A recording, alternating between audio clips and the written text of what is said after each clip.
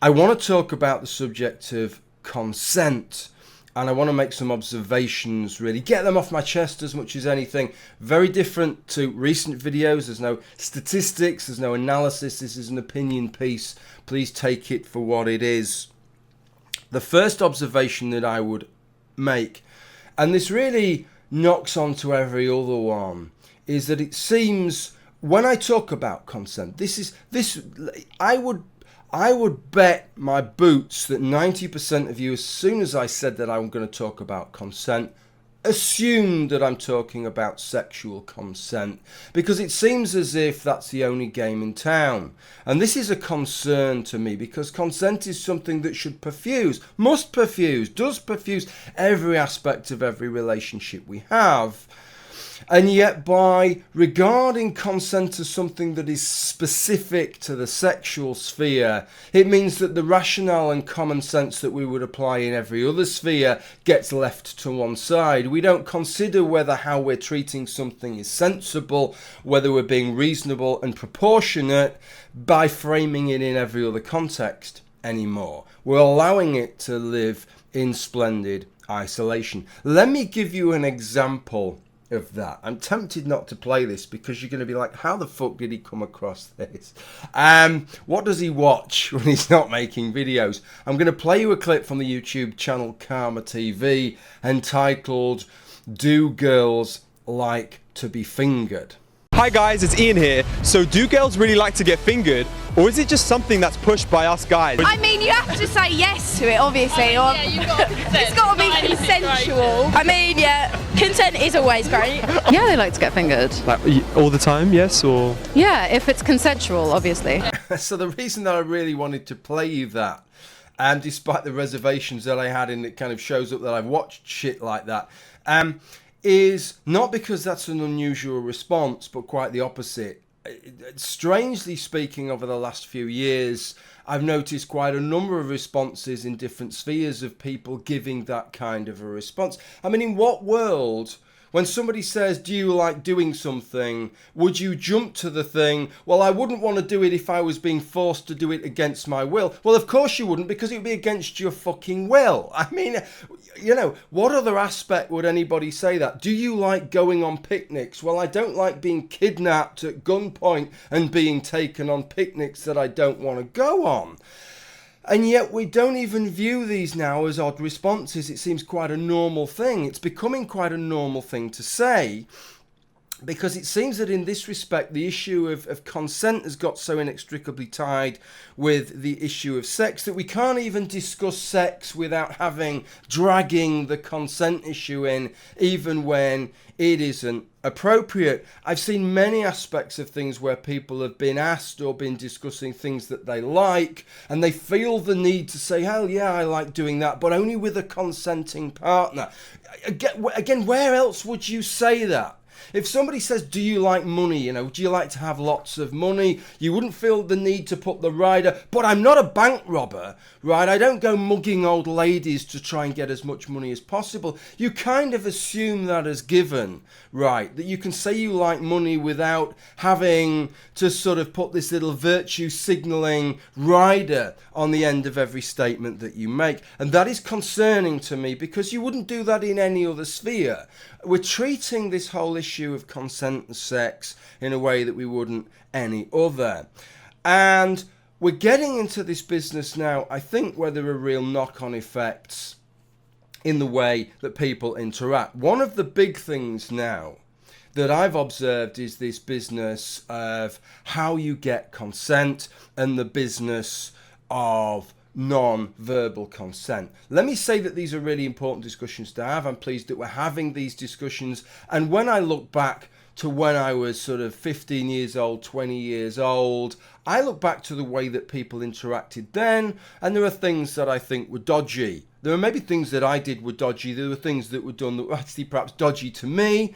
Girls were just as bad as boys in many respects. It's just that as a society, we don't give a fuck about it, quite frankly, right? But these things happened.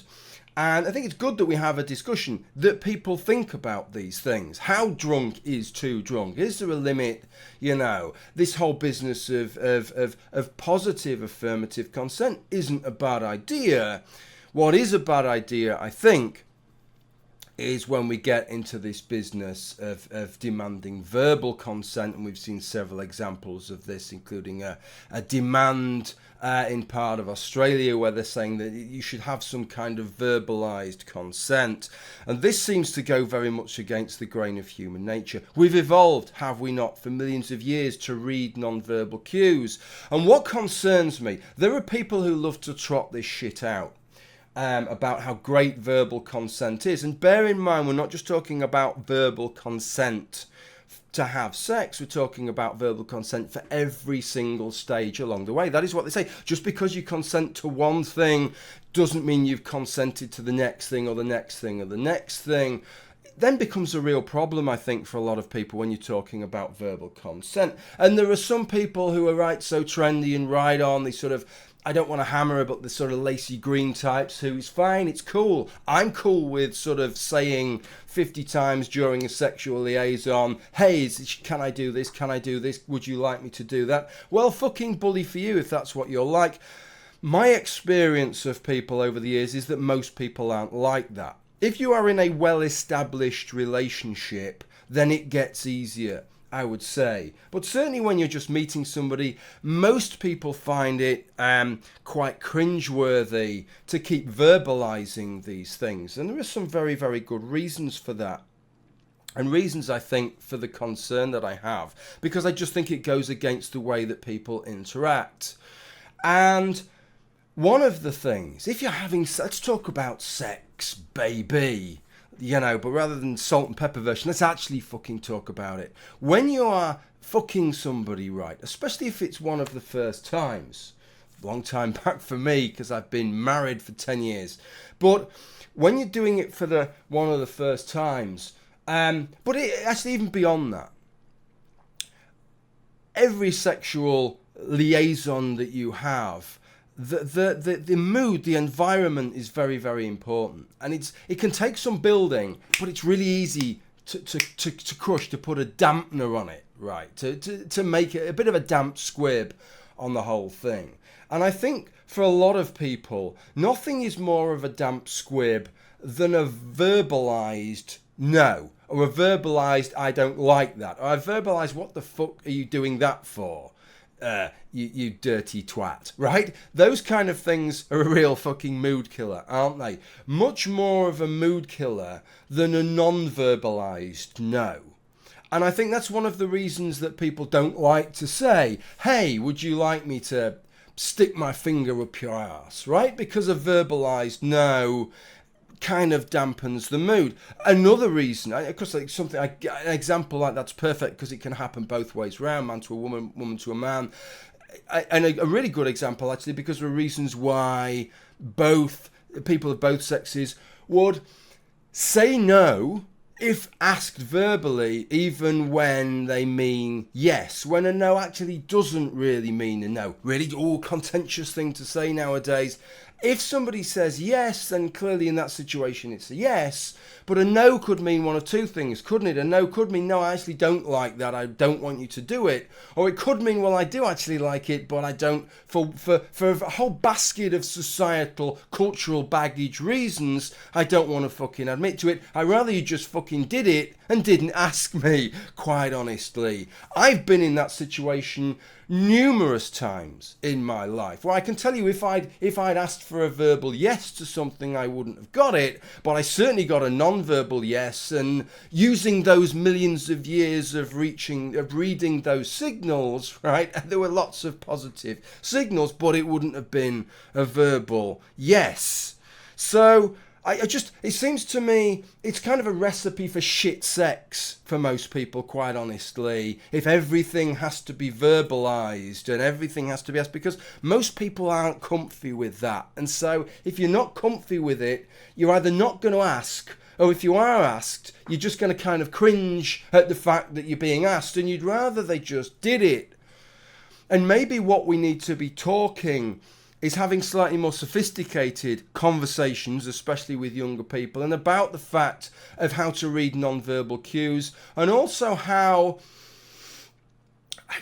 again, you know, I'm apologised, I'm a 46-year-old bloke talking about sex. To some of you, it may be cringing now, but how maybe one of the things that people do, right, that works is just go a little bit slower. Give people a chance to give you those verbal cues. Don't go ramming your finger up their ass, right? Take it in stages.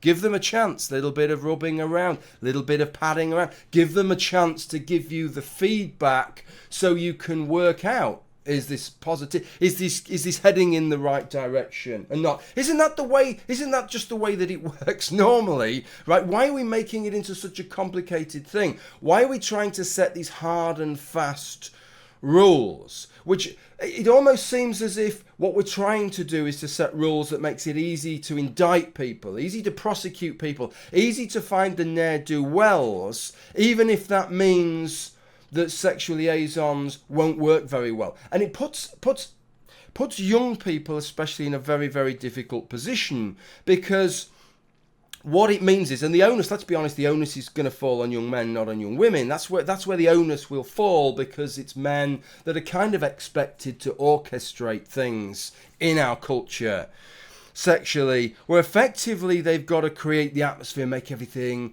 sexy and right, and do all the right things, because a man's responsible for him coming and he's responsible for her coming. Effectively, tell me if I'm wrong, but it's kind of how people view things. But at the same time, he's now got to do these things which are going to be potentially a bit of a mood killer, which he might not feel comfortable doing, which she might not feel comfortable doing. It's maybe going to stop some of the abuse and the unwarranted coercion and assault, but it's also going to fuck up a lot of good couplings that people have.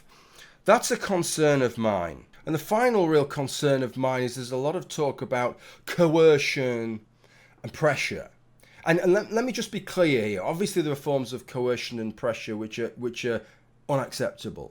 Abhorrent even. You know, if you're a 16-year-old lad and you've got photos of your 16-year-old girlfriend in a state of undress, and you're saying to her, unless you'll have sex with me, I'm going to show them to my friends or publish them on Facebook or something, then you're an absolute cunt, quite honestly. Now, that is the kind of situation where if her father is walking home with your nasal blood on his fist, I'm afraid you've probably only got yourself to blame in those circumstances. That is absolutely unacceptable. But pressure and coercion, it stems back to what I said at the beginning of the video, of taking the sexual sphere away from every other context of a relationship and then re-examining it apart from everything else in splendid isolation, and arriving at a set of conclusions you wouldn't anywhere else.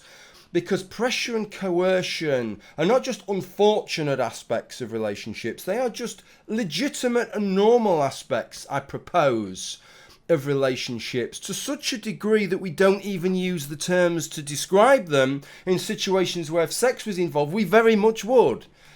Because it's impossible to even express a preference without pressuring somebody, especially if something is like a real issue to you, to the point that I want that this is something that has to be a part of my relationship. I'm not prepared to be with somebody who is not loyal, who does not do this for me, who does not allow me to do that, blah blah blah. That's the kind of relationship. I have my dogs. I have my fucking dogs, and if you don't like dogs, then I don't want to be with you.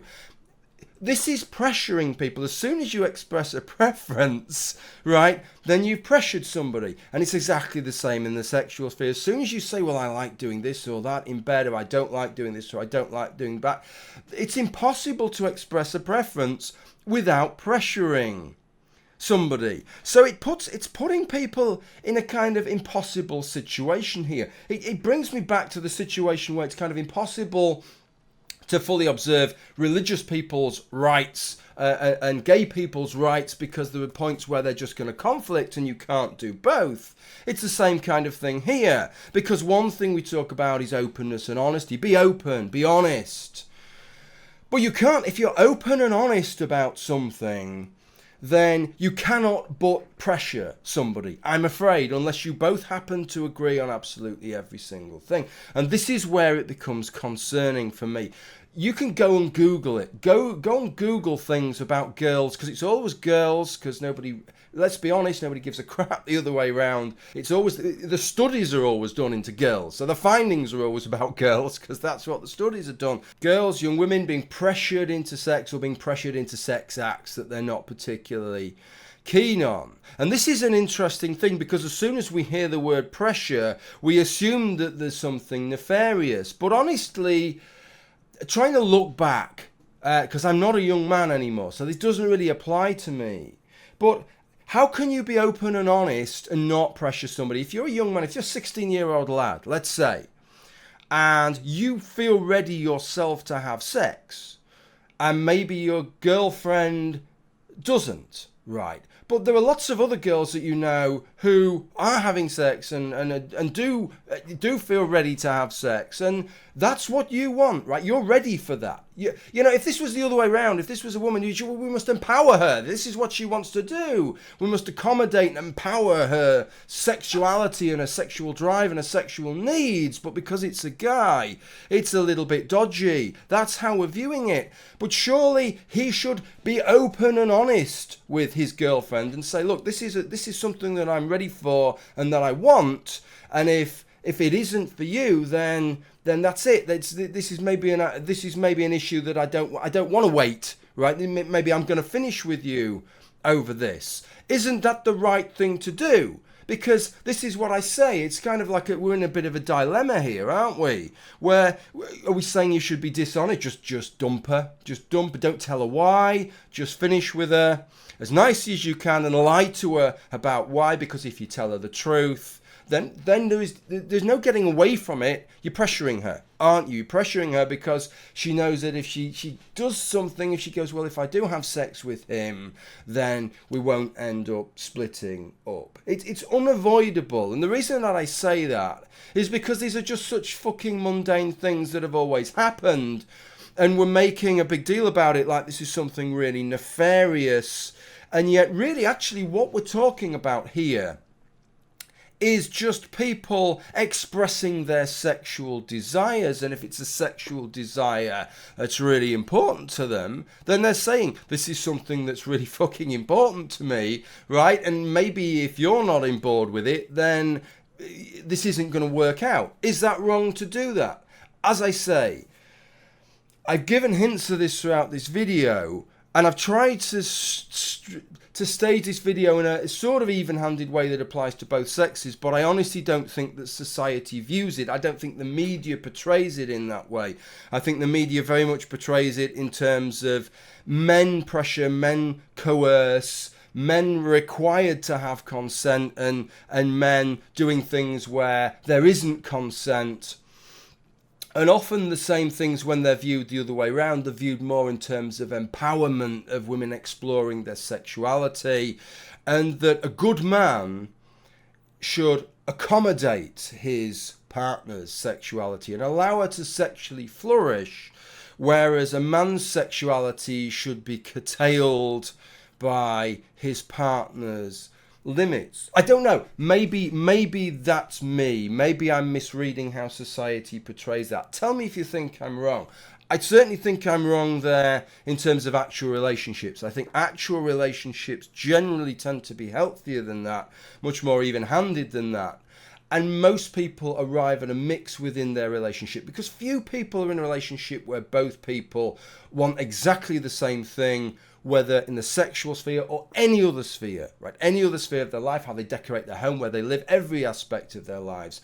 And they arrive at a compromise. And in the sexual sphere, it might be the person who's maybe a little bit more conservative in some aspects, doing things that they're given the choice, you know, if they got to decide everything they wouldn't do, and the other person curbing and reining in their preferences a little bit. And that can work in either direction, man and woman. But in the media, I think it's always portrayed in the one direction. Maybe because, tell me if you think this is wrong, but maybe because they're always viewed separately. In a relationship, the two things clash against one another. It's two people, so you can see the inequity. Whereas women's desires, women's sexuality, women's needs is talked about on one article, right? And men will be talked about on another. And so you can put a very positive spin on the one and a negative, coercive, pressuring spin on the other. And the disjoint isn't quite as obvious.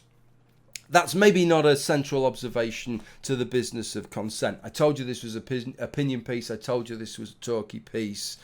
And so that's okay. What do I think about this?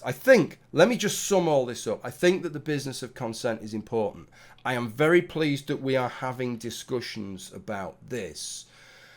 Very pleased that we're having discussions, but let's try and be sensible about it, right? Let's not make everything about sex to do with consent. So we can't have a discussion about sex without dredging up the whole business of consent. Let's assume that generally if somebody says, do you like getting your cock sucked, right, that they're not assuming that somebody's holding a gun to your head and sucking your cock, that they're assuming that this is a consensual thing, right? Let's not get down those lines, which we seem to be going down. Let's be honest about what we are as human beings, and that actually things are a lot more complicated. This mantra, I mean, this is dodgy grounds again, but everybody knows this whole business of no means no is just a horrible simplification, that people do actually verbalize no when they don't mean no, and actually sometimes people verbalize yes when they don't actually mean yes. And so it's not just a case of verbalizations trumping the reading of body language and non-verbalized cues, but it is to our peril and to our detriment that we ignore those non-verbalized cues, because not only will we miss out and look absolute stupid, naive twat when we miss out the obviously winking no, just try a little bit harder, when it's really, I'm going to give you a very enthusiastic yes in a minute, but it also means we might miss out and accept the yes that is a severely pressured and unhappy yes, because we're missing the body cues that are saying no. As I say, there are things that we could be teaching younger people, especially in terms of how they progress through these things, that could help a lot more than just these simple mantras, I believe. I think we need to get away from this whole business of assuming that pressure and coercion are necessarily bad things and start being a little bit more sophisticated about it, accepting that pressure and coercion are actually just a part and parcel of a relationship, part and parcel of expressing a preference. And we need to differentiate between those kinds of pressure and coercion which are unacceptable, right, which are wrong, and which amount in some ways to blackmailing people, and those which are part and parcel of any relationship, including a healthy one. Okay, I think I've said enough. This is a little bit of a conversation, but the nature of a conversation on YouTube is that when I finish speaking, well, you can speak, you can make a video response, or you can also leave a comment in the footnotes. I've been a little bit concerned with other things over the last couple of months. Some of you will know a little bit about what that is. That's changing now. So I'll be reading a lot more comments than I have on recent videos. So if you've got something to say on this issue, leave a comment. Okay, thank you for watching. Hope you found this interesting. Bye.